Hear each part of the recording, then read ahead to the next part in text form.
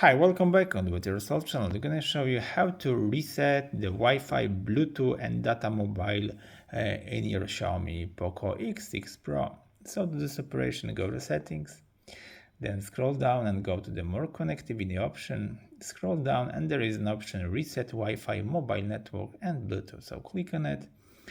And as you see, in this case, we're gonna be reset all the network settings, including your Wi-Fi, mobile data, and also Bluetooth too. So to do this operation, just click on this, write your PIN, and click next, and all of your settings from your phone gonna be reset to the standard operation. After that, you're gonna connect one more time to your Wi-Fi. You're gonna be add your new device to the Bluetooth and connect one more time to mobile data from your SIM card. And that's it for now. I hope the video is helpful for you. If yes, you can leave like, leave comment, and leave subscribe, and see you by next video. Hey!